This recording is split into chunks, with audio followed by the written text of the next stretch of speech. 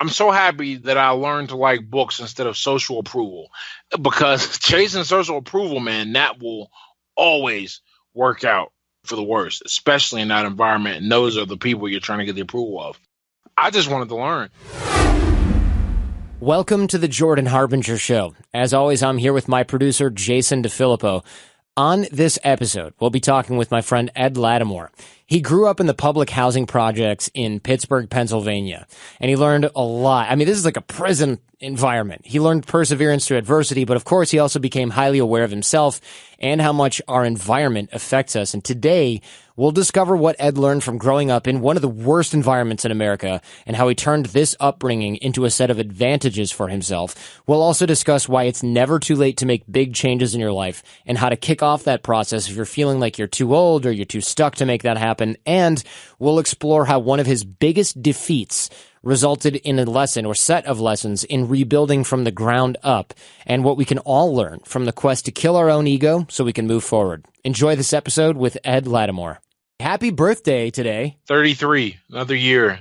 Or as we say in the physics department, everyone wish me another great trip around the sun. Yes. I want to know what you're thinking about on a day like today, your birthday. Are you one of those guys who reflects on the past? Because you had you had a rough past, period. Tell us a little bit about how you were born and what you were raised in so we can get a feel for where you came from. I was born in a housing project here in Pittsburgh, PA, where I live, the Hill District. And for a long time, the Hill District was nationally known. I mean, if there was a who's who for housing projects, that the Hill District was up there. It's a rough area, man. I stumbled upon a dead body once, and I seen a young kid get hit by a car in a runaway. I think it was a drive-by, maybe. That kind of stuff just constantly happening. Violence. I had been robbed when I was a kid a few times. My first time getting stitches. I was 6 walking to the store, and these kids decided they were going to rob me and bust my head open with a brick. I mean, and these are just events Wow. I'm thinking of. And now I can talk about them with almost a bit of levity and humor. But but at the time, man, that was miserable. But I lived there until I was 9. They went to tear my housing project down, so they moved us to another project across town, Northview Heights Estates.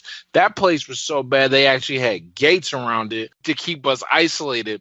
When I moved to Northview Heights, I started to contrast life because I was going to another high school across town and meeting new people. And I was like, wow, man, we are really in a bad place, man. I'd seen my mom get arrested when I was 11 fighting people in the streets. And I watched on Christmas, just thinking about things on Christmas Eve, and I watched some guys at the other end of the courtyard. They ordered a pizza. The pizza man brought the pizza, and they pulled the pizza guy out, and they beat the hell out of him.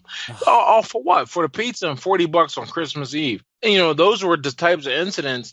But there was no public transportation. A lot of times the cops wouldn't come up because, that's how you know you're in a bad neighborhood, when the cops are like, I think I'm going to just sit this one out. So this is the kind of the environment I came up in, and that shapes you. That shapes you when you get out of it, because even though I was really fortunate in that I got to go to a high school across town, and that exposed me to a lot of different people, but I still carried a lot of the bad habits. I think now at 33, I've learned to control or I've gotten past most of the bad habits I developed as a youth, but it really imprints on your psyche. I'm sure it does. What are some of the lessons that you took from growing up in an environment like that you think are beneficial? Because, of course, there's a lot of bad habits that you came up with, for sure, by being around all that. Is there anything that you came out with where you're like, wow, this is a benefit I got growing up in the hood? Oh, I always treat everyone with respect. I grew up in a neighborhood where you didn't know who knew who. You didn't know whose cousin was whose cousin. And as I got older, you didn't know who cared about jail or who didn't, who was just trying to make a name for themselves or who was trying to impress other people. So if there was any kind of conflict, I always tried to de-escalate conflict. I always think that you're one missed my bad away from things getting bad, man. I just don't get into conflicts with people. I'm from an era, right, where there was no trolls, man. If you wanted to say something, you had to say it to someone's face. You couldn't do it from behind a screen. And that carries into how I deal with people now that I can say things from behind the screen. Because why would I want to be mean like that, you know? Right. You grew up in an area where safety and security were essentially completely illusory. There was none of that to be had. The best safety and the best security for you was being someone who treated other people with respect and being someone who got respect not out of fear because you didn't want people trying you, but because you had given it initially in the beginning. So in a way, it's almost like when people say you got to create relationships around you and create a network around you for safety and security, you are literally doing this because if somebody decided they didn't like you, you were almost in a prison-like environment. When you day in, day out have to pass through a gate and check yourself, and it's nothing serious, but it is an impediment that most people don't have to go through or deal with. They just walk back and forth to their home. I couldn't do that, you know? And over time, you start to see the world that way. You start to wonder like, okay, is this area safe? Who controls this area? What are the rules here? And, you know, I struggled a little bit when I did get into what I call polite society when I went to high school across town. How did that struggle look? I'm just curious because it sounds like, okay, you're coming from, like I said, prison-like environment where different rules of different areas, you got to check in and there's gates literally around you. Yeah. Then you go to the high school across town. What's going through your mind and what did you have to change to adapt and change into somebody that quote unquote belonged there or at least looked like they belonged there? Well, one of the first things I had to realize is that people who aren't poor don't settle everything with violence. I used to ask kids this, and just as a conversation icebreaker that like a 14-year-old would have, I would ask, yo, how many times have you been in a fight?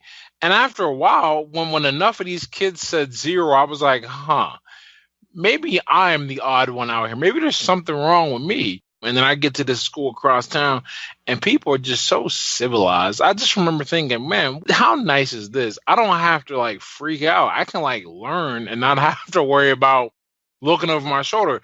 Also, I quickly appreciated how easy it was to learn when you weren't dealing with disciplinary issues, because I just took it for granted for like the first 8 years of school, 8 or 9 years, that somebody was going to be in class and they were going to, you know, piss the teacher off, and this was going to turn into a big back and forth. And I just kind of figured at least 2 days out of the week, my learning was going to be disrupted in some fashion. Like, no, I think most people have an experience like mine where you could sit in class for 40 minutes and absorb a lesson if you wanted to. You know, the difference is if I had gone to the high school that I was assigned to go to, or when I was back as a child and I went to the elementary and middle schools, I wouldn't have a choice whether I could absorb the lesson. And those are the differences. How did you start to change yourself once you became aware of this? Because the theme of this episode and the theme of you, Ed, in a way is kind of like metamorphosis, man, because you got up and you went across town.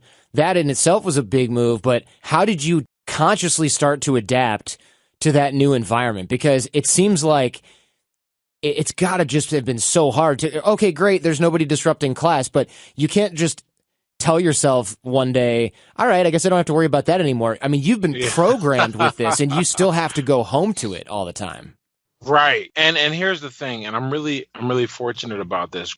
Remember, change takes time, takes a long time, but a different environment can do wonders if you have the ability and you have the desire to be different, if you can put yourself in a different place. You know, a lot of people say, oh, I'm going to move, right? And I always laugh at them and I go, you understand that you're the cause of your problems and you're moving. And so all you're going to do is infect this new environment with your old problems. However, I do recognize there are exceptions, and I would like to think of myself as somewhat of an exception to the rule. The big things that helped me when across town is I did find friends, and these people are from great families and they looked out for me. I mean, they're as good as my family to me, and in some cases better. They are responsible, and their parents today still consider me their child, and they didn't have to. This is not somebody that their kid grew up with their whole life. I showed up when they were all 14 starting high school, and they really took me under their wing, for lack of a better term. And I was very much the recipient of the benefits from positive peer pressure. I was pushed upward. All of my friends wanted to go to college, so naturally it made sense that I should probably try to go to college. Whether I succeeded or not, because I definitely didn't succeed the first time there, I carried myself as in a way that would make me attractive to universities. And that means, behaving well and working hard and forming connections and really getting out there and immersing myself in this life, taking on extracurriculars. Okay, so you did this because you knew that you had to change your environment, but you couldn't just be in a different place without changing something about yourself. And so it sounds like you wanted to, and not just be in a different place, but have a different set of relationships so that you could really immerse yourself in this. So if someone is stuck right now and they're listening to this, it's not just maybe change your environment, but it's change your environment and put down roots as deep as you can so that you can build what you had termed positive peer pressure. Because if you just move and you don't set down roots and create a network and create relationships, then you might not end up with that positive peer pressure because you're kind of just a spectator if you're there with no roots. Absolutely. Now, I could have just as easily, sat on the sidelines and didn't make any friends or found people who were like the people where I came from. I could have stayed in what was comfortable for me. But I was not interested in that life or those people. Right. When I got into this new environment, I had to make the environment work for me. It wasn't just going to absorb it by osmosis. No. I had to throw myself in there because I didn't want to be in that environment whatsoever. I tried to keep myself away as much as possible. And holidays are no different. I mean, I really got myself away, for better or worse. I mean, there's pros and cons to this approach. So staying away from that environment as much as possible, you obviously then knew early on, I can't be around this. And how conscious was this for you? Were you thinking, if I'm around this too much, it's going to seep in like osmosis and I'm going to go in the wrong direction? Or were you just kind of like, being at home makes me feel like crap because my friends have nicer houses? Like on that spectrum, kind of where do you fall? I was more of the thought that I don't ever want to be in this position. I understood as a youngster that I had the power to take my life in any direction. And if I stayed in this place and I stayed with these people and I didn't push myself, then I would likely end up here again. I cannot tell you how many families I knew that were 2 or 3 generations deep in housing projects.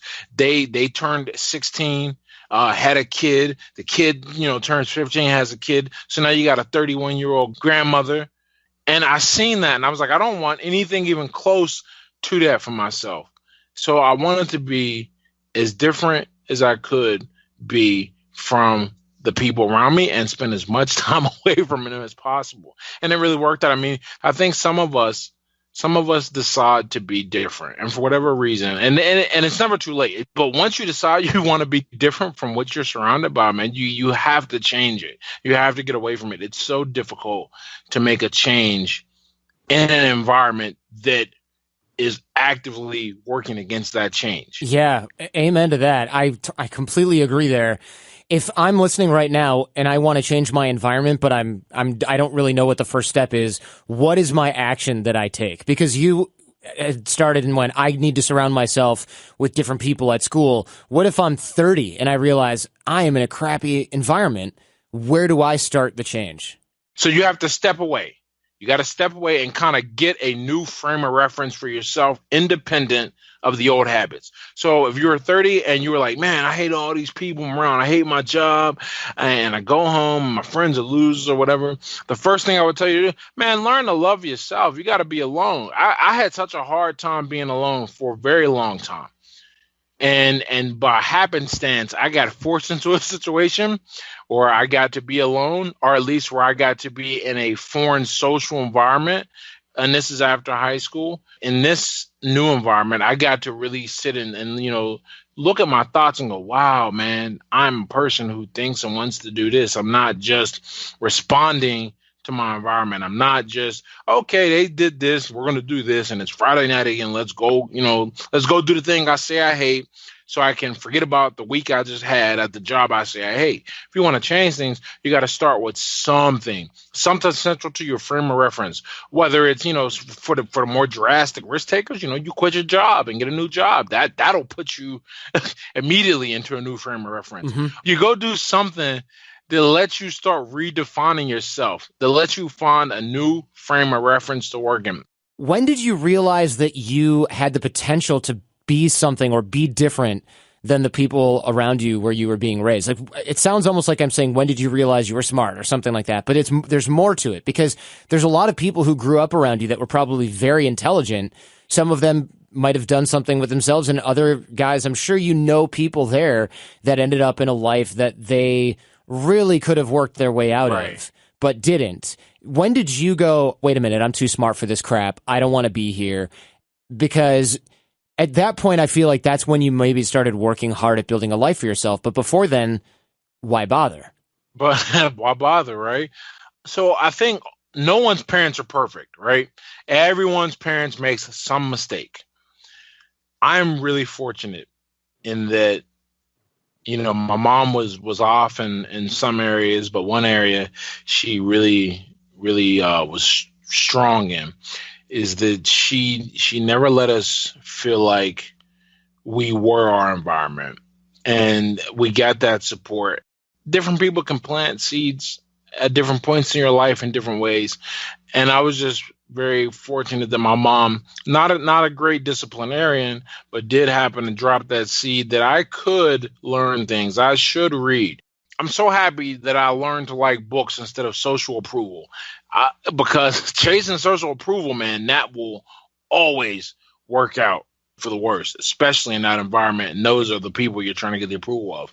So these things that aren't pointing me towards a better direction, but they're doing something just as important, and depending on your perspective, may be more important. They are keeping me from developing a taste for the other life.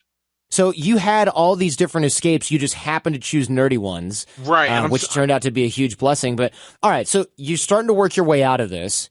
But why did you? What was happening in your 20s? Because I've heard you say, and I've read, of course, a lot of your stuff. You didn't really start working hard at building a life for yourself until your late 20s. What was going on between then? Because it seemed like you were on a roll, man. New environment, new school, nerdy hobbies. What else are you battling here? You're this is like therapy, man. It's awesome, because I never really thought about it that way, because I had some upward momentum and it was really good. And then I get to college because I got into the University of Rochester, and I'll tell you what, man, I failed miserably my first year, to the point where I dropped out my third semester, the beginning of my second year. And what was the cause of failure? I had never, ever developed some real emotional discipline. I just happened to be a guy who was calm and even keeled, and I learned how to avoid conflict.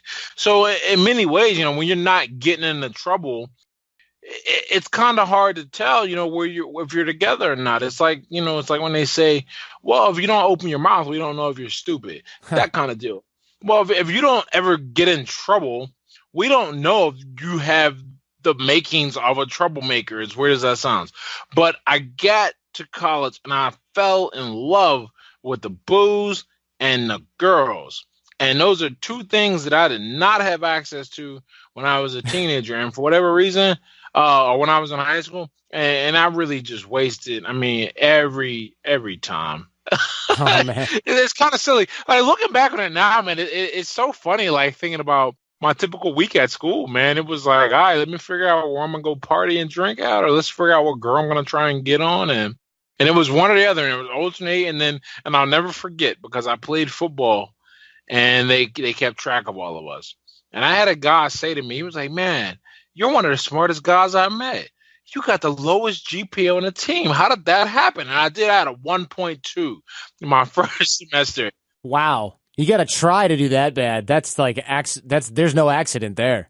And it was bad. So what ends up happening, though, is, I decide that I want to chase this instead. And I end up with a decent girl though when I'm 19. I do drop out of school as a result of most of this and spend time at home a little bit.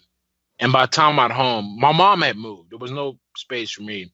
There was a period of about 3 months, I remember, where I was sleeping on my aunt's floor. She had like 7 people living there.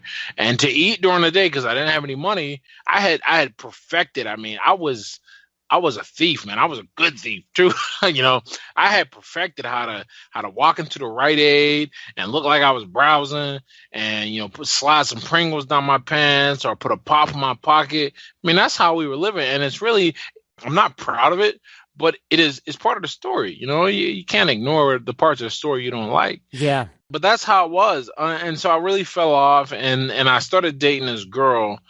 And that probably kept me from really doing some craziness too. Not because, I needed her to emotionally balance me, but because her mom fed me every day. She was 15, I was 19. Right? Oh my gosh. So you picked your girlfriend based on where you could eat. And that's funny, but it's also kind of a sign of the times for you, right? Like where am I going to get fed? Literally.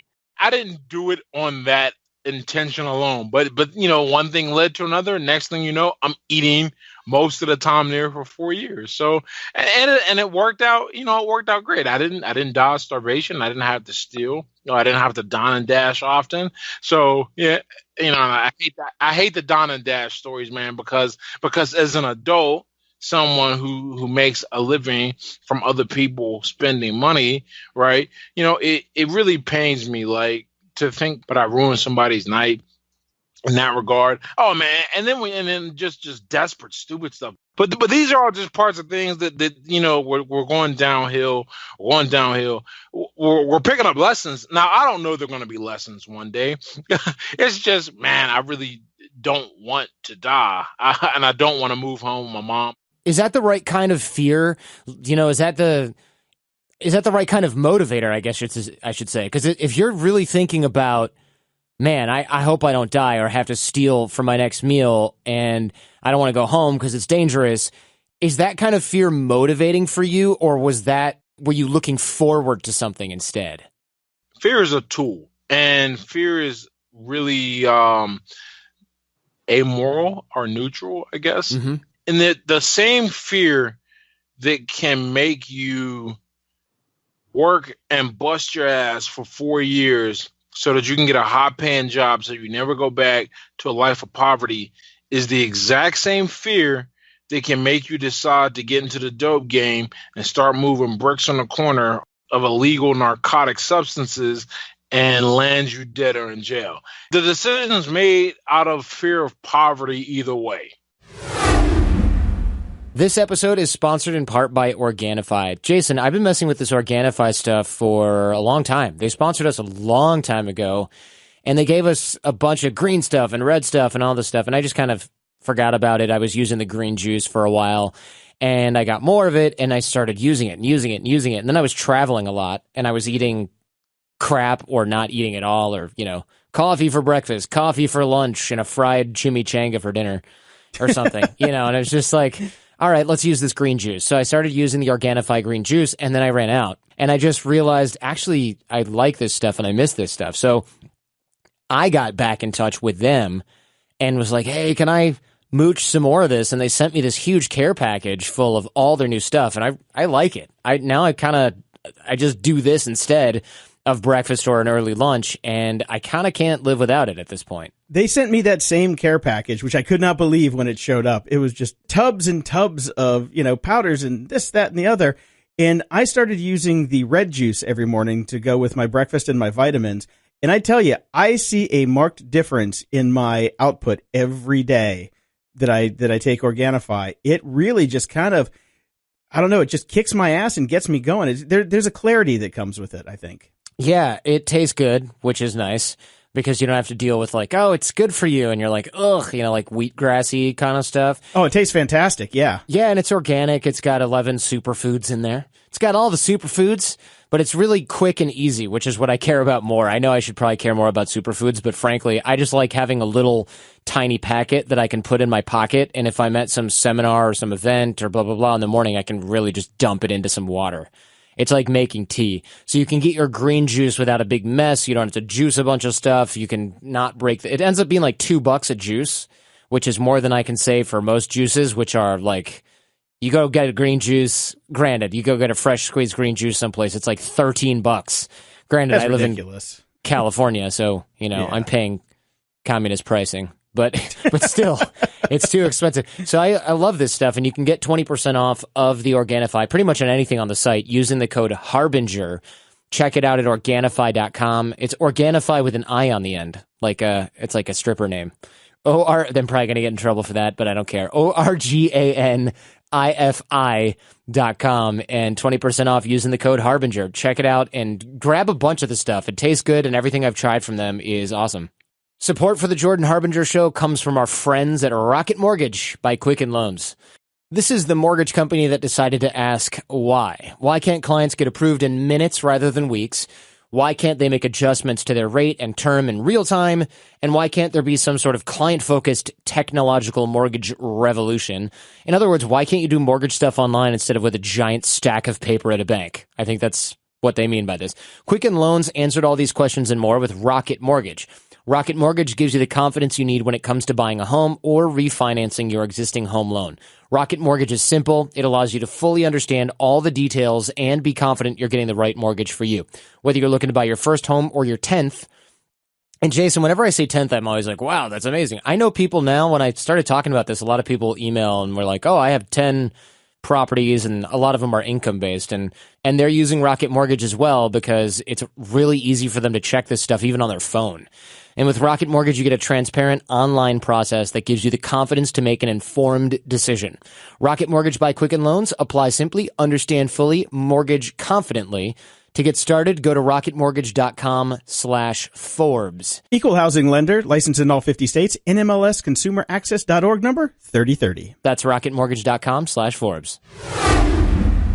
What was the lesson that you learned in your late 20s that made you change so drastically? What happened to you? Because it's pretty rare, I think, for people to change that dramatically that late in life. I mean, you hear about people making changes at any age, but if you were on this downward spiral, even though you had sort of gone to college and failed out and gotten back in the game, what actually made you change and made those changes stick? Because there's a lot of people who are in their 20s and 30s right now who are listening, and they're thinking, man, I don't like my situation, but how can I motivate myself to change? Is there a formula for this? My 20s were, I was progressively getting worse, but I was making progress in boxing. I was putting a lot of energy there.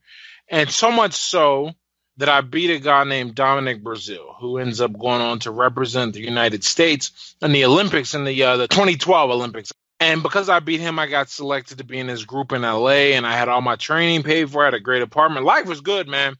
And I'm spending all this time out there in LA, and then I come back after they cut me. I got injured. I came back. I lost my second to last amateur fight, and so they cut me. So I come back, and I got to get a job because no one's paying my expenses. And the only jobs that I can get, I worked at T-Mobile.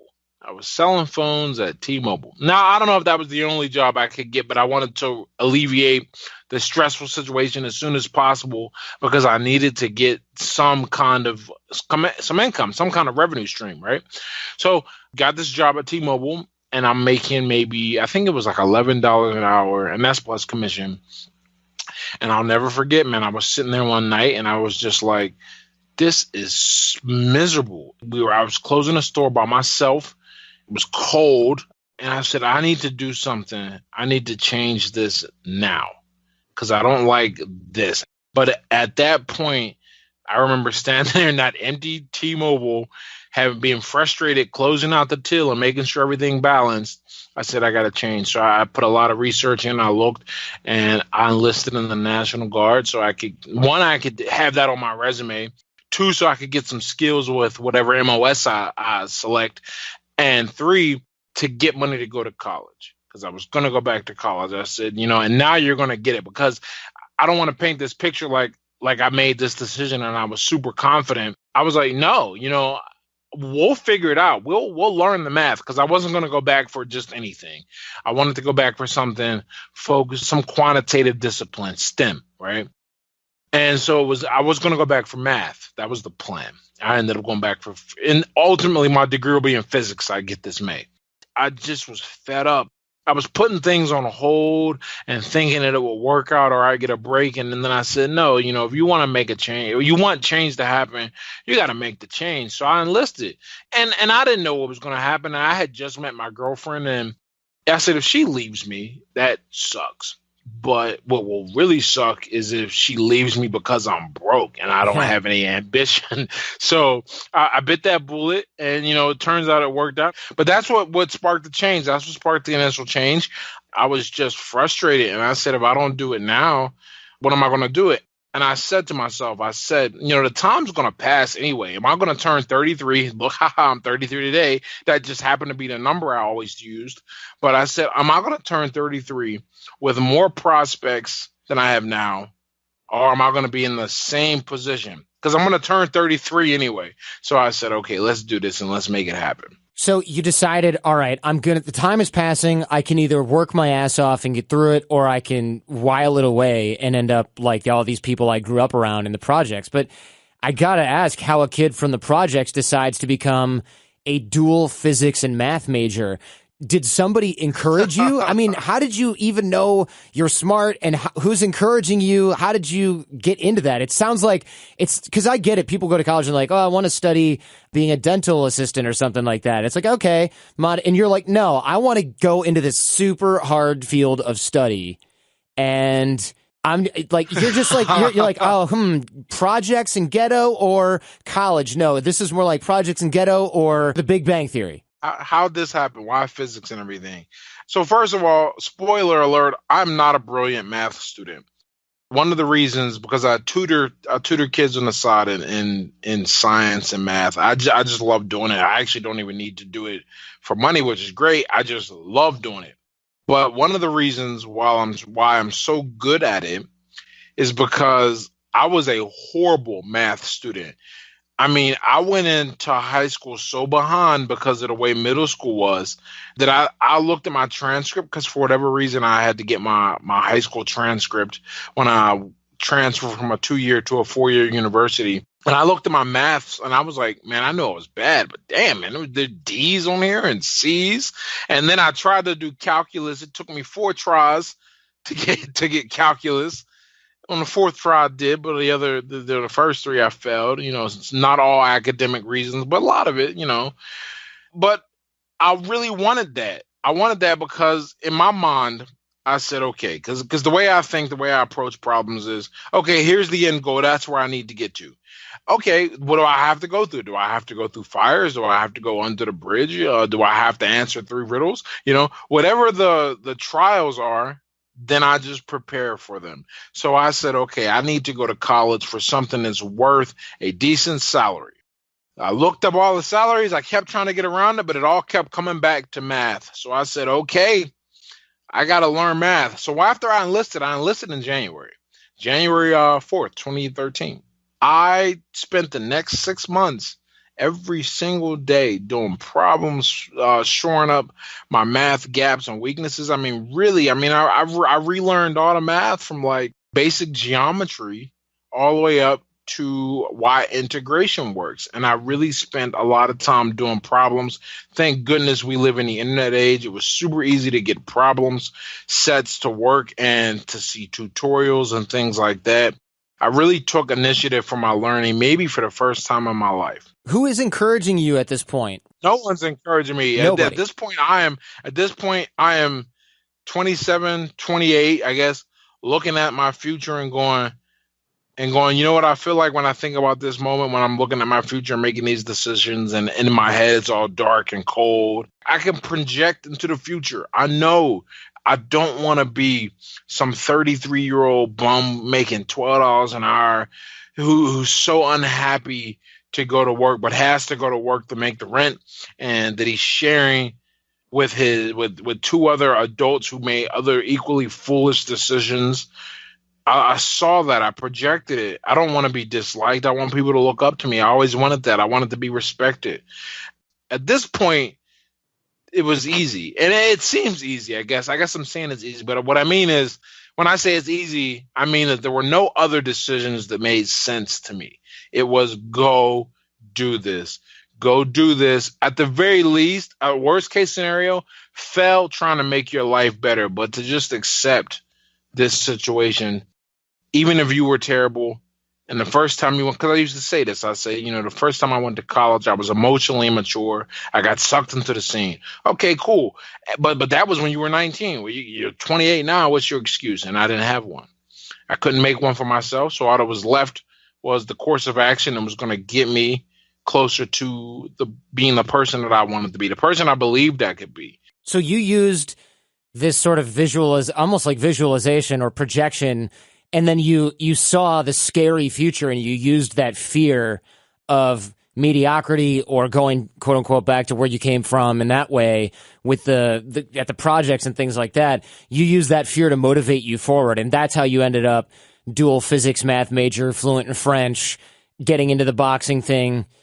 Because it seems like you really realized you had to remind yourself, maybe not what you're running away from, but what you're trying really hard not to get sucked back in by. Right. And the motivation can come from either place. You can either be trying to get away from something, or you can be moving towards a thing. Now, it's best if you have both, right? And I really think I had both working to my advantage. So you've done a lot of different professions, pursuits.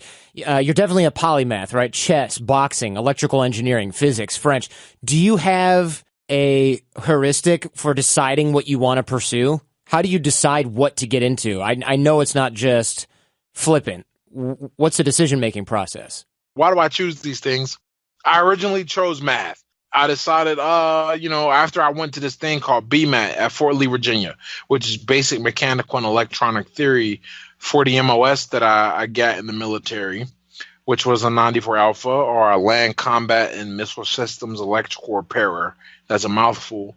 But they sent everyone in the 94 series to Ordnance School in Fort Lee, Virginia. And it was there that I learned, I think I want to do electrical engineering. And as part of doing engineering, you have to take physics. And I remember in my physics class, we did the experiment for kinematic motion, how projectiles fall with no other force acting on them but gravity and the initial angle that they're launched from.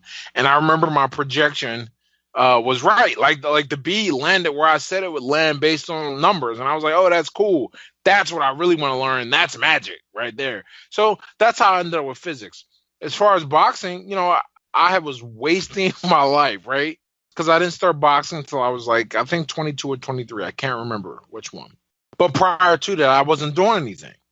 And I used to have these arguments with the mother who was feeding me. She happened to be a university professor, and I was on this big anti-university tear. I used to talk about how stupid college was, and this was the worst person, of course, to talk to about that. So she said to me one day, she's like, well, what have you done for 4 years? Even if you sat in a monastery, where have you applied your energy? You just come here and eat my food.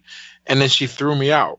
Oh, damn. Wow. Oh, man, what's funny? Now me and Laurel, or Professor Roberts, whatever, we're great friends now, man. She took me to dinner before I shipped off. Oh, yeah, on a first-name babasis. That says something. Oh, yeah, right. We're great. I mean, and she effectively treated me like a child for 4 years. I mean, I'm really happy about it. But I tell her that story, and I tell her how I tell people that story because it really motivated me. I said, "What? Yeah, she's right." I mean, I'm pretty sure my 22-year-old self went home and cried thinking about that. Like, she is exactly right. I have no time equity. I can't show anything for my time on this planet other than, drinking stories. So I went and I wanted to box. And I said, I'm going to try boxing. Let's see how that one goes. And I want to hear about the boxing game because your name was, first of all, your boxing name was Black Magic, which pretty fun. I see what you did there and I like it. And I just thought, okay, anybody who chooses that for themselves either has a great sense of humor or, there are other options. But I figured, okay, I'm going to get along with this guy. So you're boxing, you're doing really, really well. And you end up in a fight and you got you got beat in this fight, but it wasn't just a physical beat. It put you out for a year. It seems like it really had, no pun intended, an impact on you.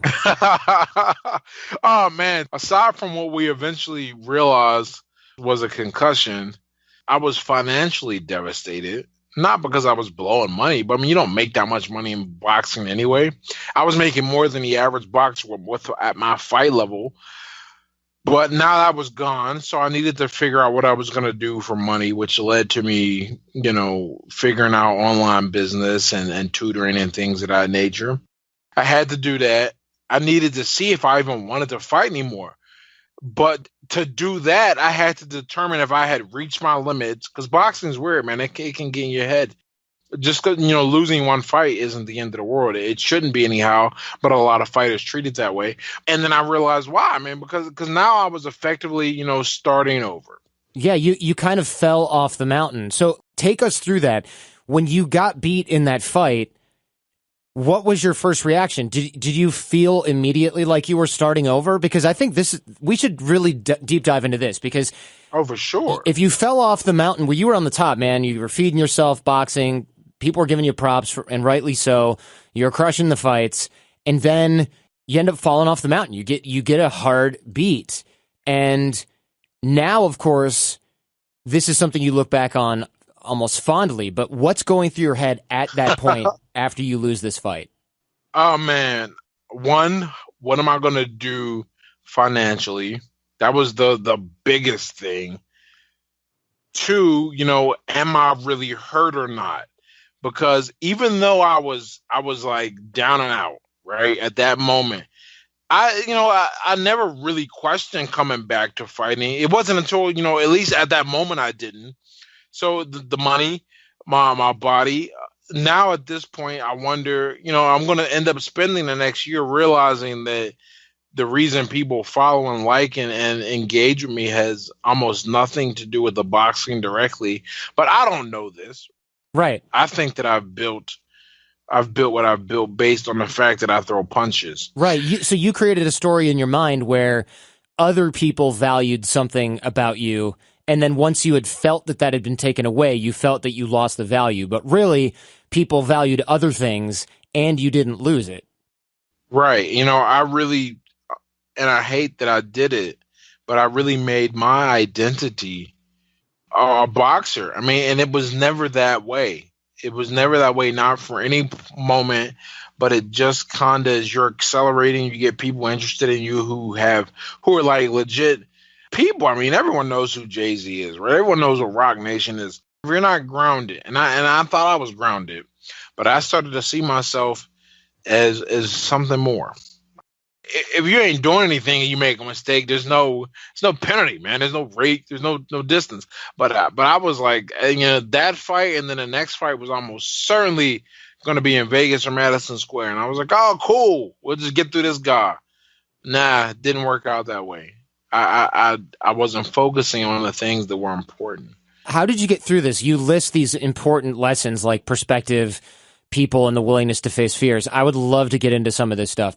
This is in part where I find myself in a way right now, having run another show for 11 years and now doing this show starting from scratch. I also am going through this sort of this emotional situation where I go, oh my gosh, was my identity this person who is valued by people because of this audience, or is there more to it? And I've really had to do a lot of introspection and make sure that I'm not driving myself crazy. And in addition, that I really can wrap my mind around it. And I would imagine that's where you were as well. Is this something, can I get back on top? Do I need to get back on top? And who am I without this particular thing in my life? Man, you get it. You get it because you asked the three questions. Who am I? Do I need to get back on top? And if I need to, can I even do that? Right? Mm-hmm. Yeah. And how do you answer those questions? Objectivity. How do you gain the objectivity? Time.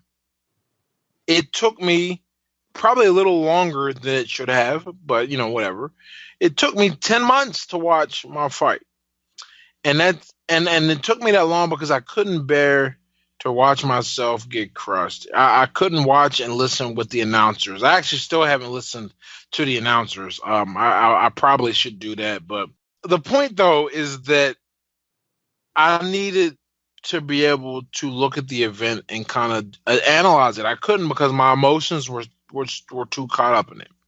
But when I got the proper perspective and I was able to look at it, I could see, okay, you got caught. You got caught with a punch. I mean, there was an error. You kind of sat in an area that you shouldn't have sat in, and you know that. But in no way does this reflect poorly on your boxing ability. And that's what I was saying. I look at the fight, and I look at it and I go, okay, did I lose because I suck? Like, really? Or did I lose because these are 200-pound plus men throwing leather and I didn't move off center enough? I looked at the punch, and the punch actually kind of goes through my guard, man. He's a strong dude, man. It's a good punch, right? But those are the kind of questions I couldn't ask myself until I watched the video, and I couldn't watch the video until I had felt better about myself.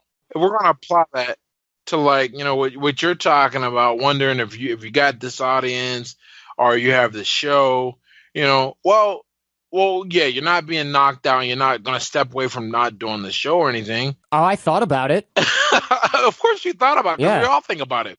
But you got to move forward either way. And that is your solution, because Tom is going to keep going. But you got to keep going, because worst case scenario, 10 months passes and you haven't done the show for 10 months. 10 months passes and you look back and you go, wow, I actually had the audience. It wasn't the show. That's the worst part. Then you're thrown away. But if we flip it and we say it was the show, well, I mean, you'll know that based on the ratings. You'll know it very soon. You have to keep moving forward. And that was kind of the mistake I made. Now, there were other reasons why I took the time off. But either way, you have to figure out in your particular domain, how do you get perspective? This episode is sponsored in part by HostGator, depending on how you read it. Everybody's a brand nowadays, and on social media, it's getting harder and, frankly, more expensive to get yourself noticed. I was talking with a couple other entrepreneurs yesterday, and they were saying, oh, yeah, what's the key to being well-known in social media now? And a bunch of us were like, start 3 years ago and do that I'll follow you back if you follow me crap that people were doing on Instagram back then, the only relevant social network these days. And you can't do that anymore. So it's getting harder and more expensive to get yourself noticed. Since the social media sites come and go, you could have this huge following on, what was that thing, Jason, you and I had, and we were like so early in the game, Ello. Doesn't even exist anymore. Yeah. Now Goodbye, it's like, Ello. Yeah, I mean, I don't even know if it still exists. You need to have a stable place on the internet that you can call home, a place where you can send people to find you no matter what website happens to be popular this week. And that's why we recommend HostGator's website builder. You can easily create a professional-looking and, frankly, feature-packed website. The best part is there's no coding. You don't have to edit anything manually by hand. Oh, it's this integer was the problem. That whole thing didn't load. Right? You can choose from over 100 mobile-friendly templates, so everything looks great on the phone and on the desktop. And there's tons of add-ons, shopping carts. People can pay you with PayPal. They can donate, SEO, whatever you need. And there's 99.9% uptime. Customer support 24/7, 365. And last but not least, they're giving us up to 62% off all their packages for new users. So go to hostgator.com/Jordan right now to sign up. That's hostgator.com/Jordan. This episode is also sponsored by Veridesk. This year, the Cubicle, happy birthday, turns 50 years old.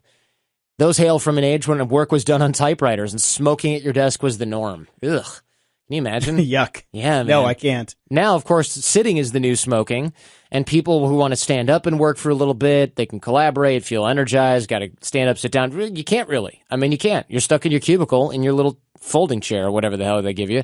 And Veridesk Active Workspace Solutions, a.k.a. a really awesome device that lets you turn your regular desk into a standing desk. It makes it easy to encourage movement in the workday, being more active at work, standing more, sitting less. All of this can improve your health, boost your energy, and frankly, increase your productivity. And Veridesk products from the sit-stand stuff to the full-blown standing desks. There's no assembly. They're ready to use in a few minutes, and they're built really well. We got one of these things here. Somebody, quote-unquote, borrowed, and I mean sort of borrowed and never returned my last one. And so we get another one. They're really good. It's commercial-grade material. It's made to last a lifetime. It's not going to be all plasticky and ghetto. It's nice. And you can try a Veridesk risk-free for 30 days with free shipping to you and free shipping back if you're not satisfied, which hopefully won't be the case.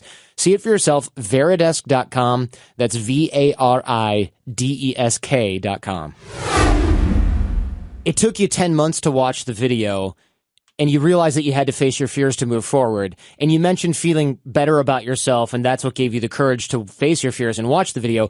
Is there anything you could have done differently or would have done differently that would have given you the courage to face your fears earlier so that you could move forward faster? Other than the generic answer, man up, not really. I mean, there were a few times where I toyed with it and I went to go press that play button on YouTube. I couldn't do it. And to answer the question is, other than man up, right? Because I don't like that answer, but it was the first thing to come to mind. What could I have done? Well, I could have gotten to the gym sooner. I think if I wasn't taking a year off, if I had just got back on the horse and started progressing and seeing, okay, you just made a mistake. Because I'm naturally a learner. That's just who I am. So if I had looked at it in the perspective of a thing to learn from, as opposed to this insurmountable kind of fear mountain to get over, then yeah, I think I would have watched it sooner. And that's how you got to kind of phrase your problems. I think how can we learn from them? Not things to run from. And that's how I treated it, unfortunately. Yeah, I think if we're in this situation right now, maybe it's good if we bust out our journal or a paper and we go, okay, if I face this, the worst thing that can happen is I'm going to feel bad. It's going to send me into this sort of judgment spiral. But if I do this, you can use that fear that you were talking about earlier, Ed, to motivate you. It's like, look, I can put this off forever. You could just never watch that fight, and then you'll never be able to move past it. Your ego or whatever was crushed in that fight will always have those wounds.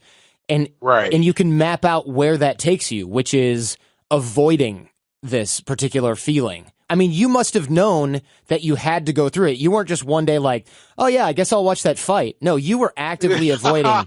You were actively avoiding this, right? You knew you had to go through it. Not only was I actively avoiding it, right? It was an interesting psychological barrier. I mean, I could not say I got knocked out. I would say I got stopped or the fight didn't. No, I couldn't say that. But now I can say it. I'm like, yeah, man, I got knocked out, man. That sucks, right? I couldn't say that. And what that does, right? It's a liberating feeling. And people think I'm just telling a funny story, but nah, man, this is exactly how it happened. I watched the fight one day. I looked at it. I watched myself get crushed. I said, man, that sucks. I really did get knocked out because I thought I slipped. During the fight, I thought the first knockdown anyhow, I thought I slipped. And then I looked at myself getting up and I was like, yo, man, you got to start shaving your head, bro. You were going thin on the top. That was your first thought, was I'm going bald? Yeah, because I always, that was another thing I didn't want to own. I'm losing hair. I'm going bald. I couldn't say that. It's weird, man. We put these barriers in our mind and we don't want to approach and interact with these things. In my mind, I'm just like, I'll take that because I had the whole nine when it comes to like preventing baldness. I had the 6-month minoxidil solution. I had the little Propecia pills, man. I had the saw palmetto, all this, right? Anything to keep me from admitting, yo, man, I'm going bald, man. Let's do something about this. And I'm black, man. I can rock a bald head. Yeah, that's ridiculous. Y'all get a pass. Now that's some privilege. There you go, right there. That's right. Yeah. No, look, you see a middle-aged white dude is going bald. It's the biggest crisis in his life, and you're like, oh, I guess I have to buy a Mach 3 now, or a head blade. Yeah, that's right. Yeah. Check the privilege, son. Funny, it's a side note. When that happened, right? I went on Twitter, because of how I use Twitter. I got on Twitter and I was like, I finally watched my fight, and I can admit that I got knocked out and I'm ready to get back in the gym. but I can also admit I'm losing hair and I'm going bald. Don't you know Headblade hit me up and said, so I hear you're losing hair. Why don't we send you one of our products? And then, let's know what you think about it. I was like, oh, great. So I got something on the face of my fears, That's and right. That's right. You could move forward with your life and you got a free Headblade. It sounds like a pretty good deal to me. All you had to do is go through one of the darkest periods of your whole life for 10 months, but you got a free razor.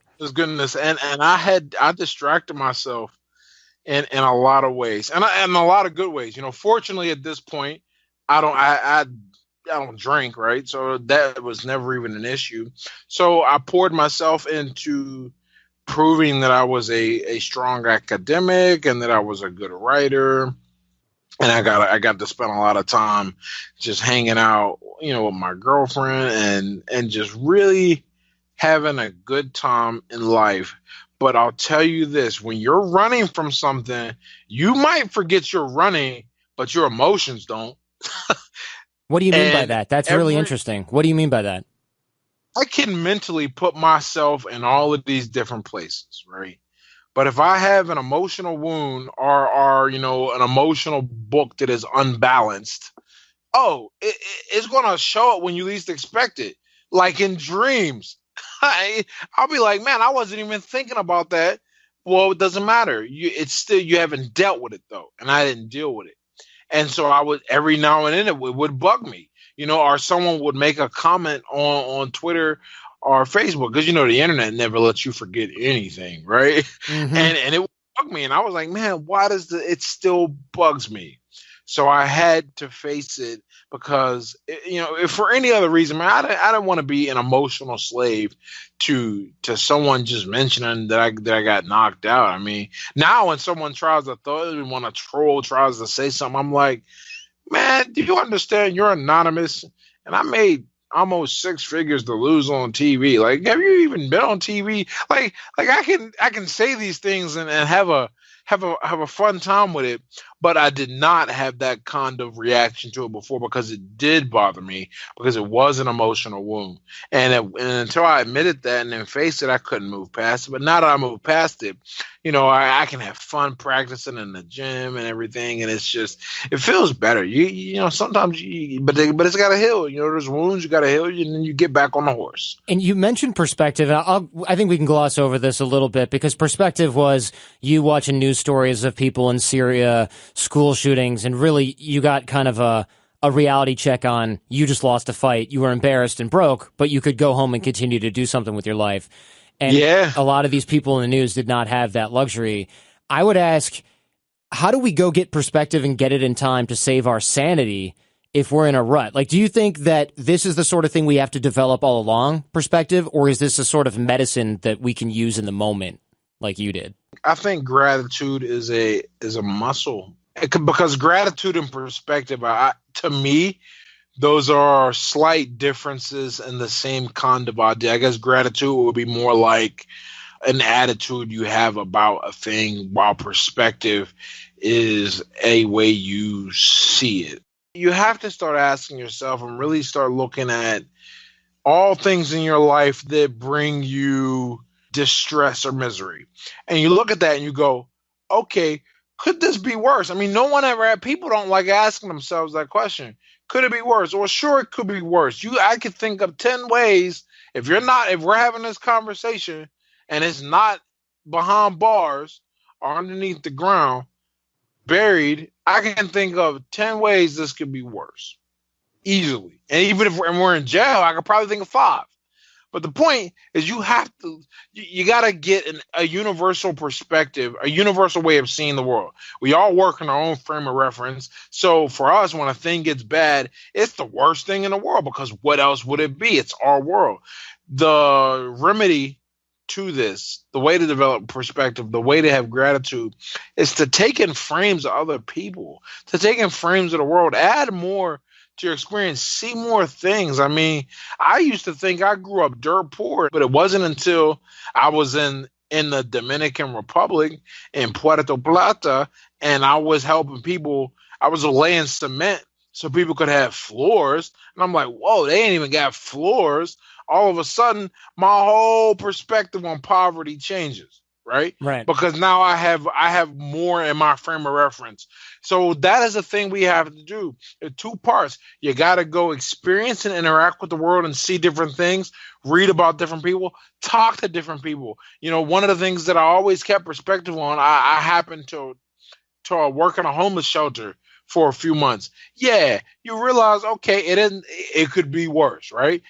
And then once you have that knowledge, you have to call on it, right? Let's say you crash your car. And now you're like, oh man, I crashed my car and you're super miserable about it, as you would be.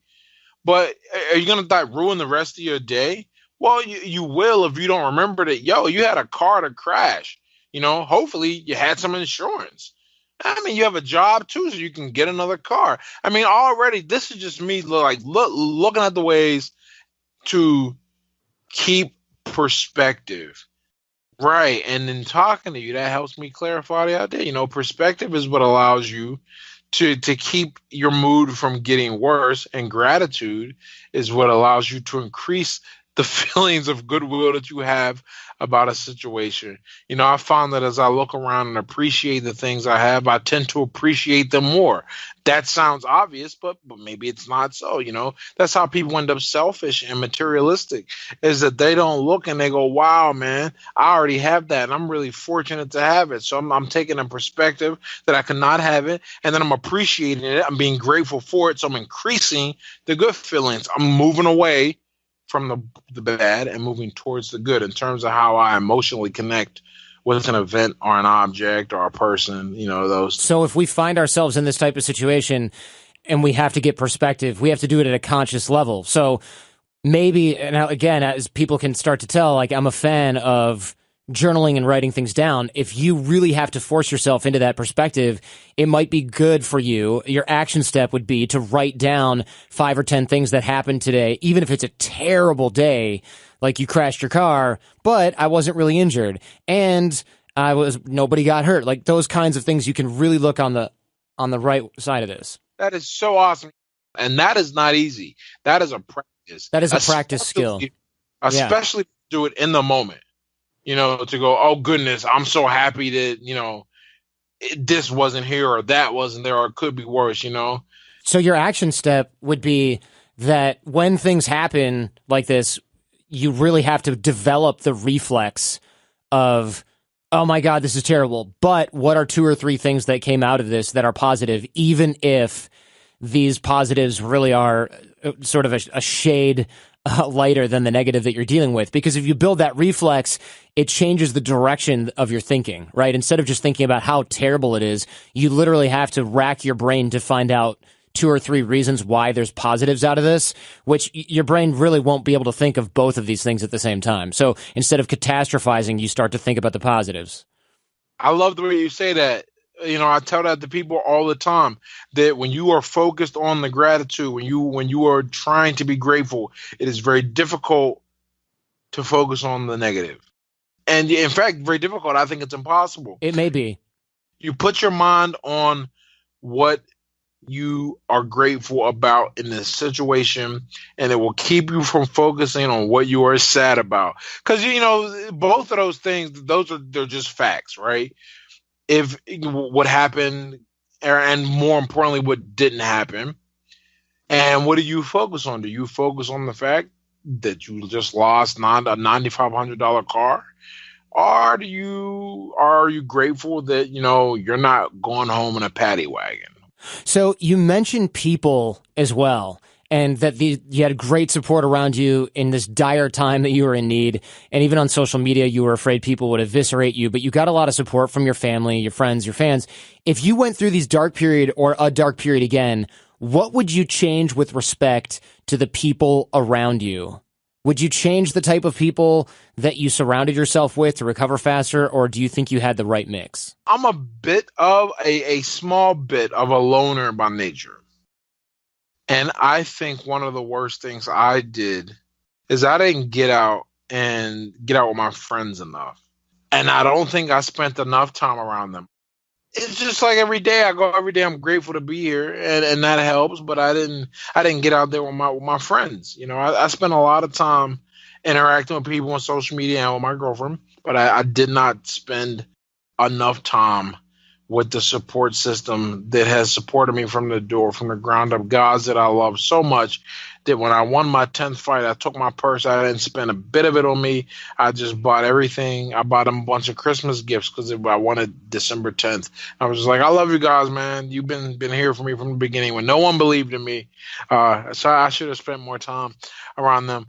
I should have leaned on the people around me more, period. And one of the things about coming up and being the kind of person I was, which is a person who learned to retreat kind of inward at the stress, to video games, to books, to keep himself away from the stressors of the world. That is a habit I carry even into adulthood. I mean, now I know it's not healthy, but it's a thing I have to force, right? It's not a natural tendency for me to just go, okay, I'm having a tough time, let me talk to one of my homeboys, right? Nah, that's not good. That's not natural for me. But I know I need to do it, so I force myself to, right? And then eventually I forget that I was having trouble with it because they cheer me up or they drop some wisdom. If you have good God friends, your God's not going to think, your God friends aren't going to think you're weak for reaching out to them when you're having trouble. They'll be happy, What should people do now, then, to ensure that they have this type of people around them, they have this type of support when they need it? Man, the people around you, man, it's like condoms or guns or whatever. I mean, you'd rather have it and not need it than need it and not have it. You have to nurture your friends. They're not just there for you when you have a problem. They're there for you because you guys have spent so much time together and invested so much time. It's like the gumball theory, right? That every little good moment you have with your friends puts a gumball in the gum machine, right? And when you need to lean on them to support you, it takes a gumball out. But that's not even really true, because part of the friendship is, people feel good when you go to them for support. Now, if you are like obsessive with it, or you don't listen, or you get yourself in a really bad trouble, that's kind of a different issue. But if you have a big deal and you don't tell your friends, I mean, I think in many ways that can hurt people. So I think if you're not nurturing the groups, if you're not developing the friendships in the time where you don't need them, we all know that guy that disappears the minute he gets a girlfriend, and then Yes. when she right? No, Yeah. you don't want to be that guy. And I was almost in danger of being that guy. But they understood, because the other issue was I was dealing with readjusting to life without alcohol, right? And they were still drinking. So, but now it's easy. Now I see my friends a lot more. So these are things I learned. I mean, I really am grateful for that. And even until we started talking, I hadn't realized how much more I try to make an effort to see my friends and people I care about, because that keeps you from having to, at the very least, that keeps you from focusing on bad stuff, man. Like if you're going on a bad time and you're by yourself, you're in the worst company possible. Yeah. You need to get around somebody that's going to make you laugh and that knows your sense of humor too. Like, and you guys just got memories. I mean, sometimes I'm all about deep, insightful conversations and meaning and discussing ideas, but sometimes you just want to reminisce about some nonsense that happened when you guys were 16, right? And there aren't many people that you can do that with. So if you have those people, you have to take care of those relationships and nurture them, because they're going to be there for you if you're there for them. And that's what this show is largely about, is the creation and maintenance of those types of connections and relationships. And I'll tell you, man, I'm glad that you and I became friends, because you're an interesting cat, and I really appreciate your time here talking to the audience here, the family, because there's a lot of lessons in what you've been through, and you're a good guy to know when it comes to getting through a hard time, which is what what we're dealing with as a team right now. Hey, thank you, man. I'm really happy, as I always say, man. I'm always happy when someone decides that what I have to say is worth listening to. Because I mean, I think it's great. I talk to myself all the time. I think I'm the most interesting person most people are ever going to meet, right? But I know that that's not always the case for most people. So I'm always grateful. Well, thank you very much. There was a lot here, man. This guy grew up legitimately in the hood and has made it out and has just really made some huge changes. and is frankly an impressive guy at this point. I mean, he's just done a ton and never really looked back. What's interesting is when he talked about the Hill District in Pittsburgh, I never put two and two together, but this might be before your time, Jordan, but back in the 80s, there was an amazing TV show called Hill Street Blues. And that was about the Hill District in Pittsburgh. They put an entire cop show around how terrible that area in Pittsburgh was. And it blew my mind when it dawned on me, oh, that's where he grew up. Oh my God, that is terrible. Because if you ever watch that show, which is a fantastic show, it really kind of drives home how crappy it was where he was. Well, my mom used to love that show. And I remember there's a guy who was in that show. He's basically looked the same since 1984. And he's that cop with a mustache. And that's like, yeah, I know exactly who you're talking about. Yeah, it's like his only role. Yeah, his name is Dennis Franz. And he's basically in NYPD Blue. And he's a detective in everything. Always. Yeah. And you can say one trick pony, but I'll tell you, if you're going to be a salty streetwise cop, that's a good trick to have as an actor, I guess. So yeah, I always thought Hill Street Blues since I was so little. I just figured when I moved to LA, it took place in LA because that's where the cop shop is in LA, right? On Hill Street? No, I think you're thinking of Rampart in LA, but I mean, when were you born? 80. Okay. So, no, there's no way you could have watched this because this show was on from like 83 to 87. Yeah, I mean, there's no way you can remember that. I didn't watch it. My mom did, and I remember thinking, when are cartoons going to come on? For crying out loud. Where's my Scooby-Doo? Where's my Lord. Scooby-Doo? Yeah, man. Kids these days, they have it so easy. Great big thank you to Ed Latimore. We're going to be linking up to his stuff, of course, and he's big on Twitter. He tweets gold. There's a tweet that it will live on in infamy, and it basically talks about how crackheads will hustle for 4 days with no sleep to get a rock. Do not get outworked by a crackhead. That's pretty good. That's some viral stuff right there. So thank him on Twitter. We'll have that linked up, of course. And I'm also on Twitter at Jordan Harbinger. And tweet at me your number one takeaway here from Ed Latimore. That'll all be linked up in the show notes, which can also be found at jordanharbinger.com/podcast. This episode of The Jordan Harbinger Show was produced and edited by Jason DeFilippo. Jason Sanderson with us in spirit, as always. Show notes are by Robert Fogarty. Booking, back office, and last-minute miracles, and also my lunch right now by Jen Harbinger. I'm your host, Jordan Harbinger. Please do share the crap out of this show because we are rebuilding from the ground up. iTunes reviews, shoving this in your friend's face or in their ears, better, probably, more of a strategy, would be greatly appreciated. Sharing the show with those you love and even those you don't. We've got lots more like this in the pipeline. We're excited to bring it to you, but in the meantime, do your best to apply what you hear on the show so you can live what you listen, and we'll see you next time.